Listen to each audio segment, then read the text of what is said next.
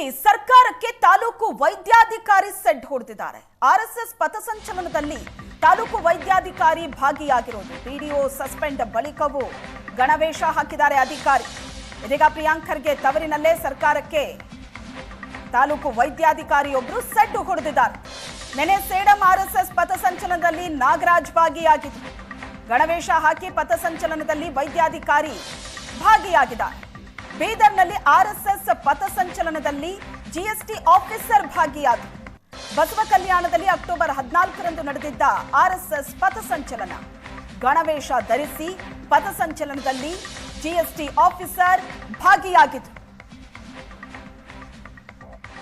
ಕಲಬುರಗಿಯಲ್ಲಿ ಸರ್ಕಾರಕ್ಕೆ ತಾಲೂಕು ವೈದ್ಯಾಧಿಕಾರಿ ಸೆಡ್ ಹೊಡೆದಿದ್ದಾರೆ.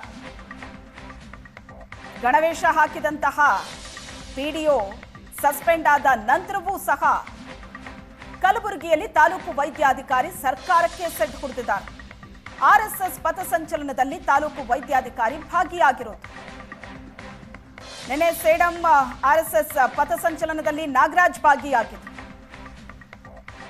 ಬೀದರ್ನಲ್ಲಿ ಆರ್ಎಸ್ಎಸ್ ಪಥಸಂಚಲನದಲ್ಲಿ ಜಿಎಸ್ಟಿ ಆಫೀಸರ್ ಭಾಗಿಯಾಗಿದ್ರು. ಬಸವ ಕಲ್ಯಾಣದಲ್ಲಿ ಅಕ್ಟೋಬರ್ 14ರಂದು ನಡೆದಿದ್ದ ಆರ್ಎಸ್ಎಸ್ ಪಥಸಂಚಲನ ಕಾರ್ಯಕ್ರಮ.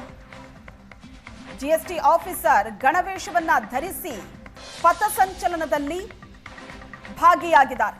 ದೃಶ್ಯದಲ್ಲೂ ಕೂಡ ನೋಡ್ತಾ ಇದ್ದೀರಿ ನೀವು.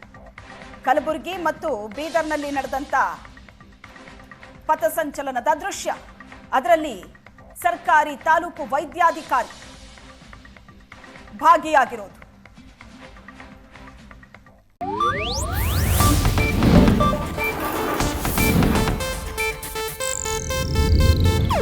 ಇದು ಏಷ್ಯಾನೆಟ್ ನ್ಯೂಸ್ ನೆಟ್ವರ್ಕ್ ಪ್ರಸ್ತುತಿ.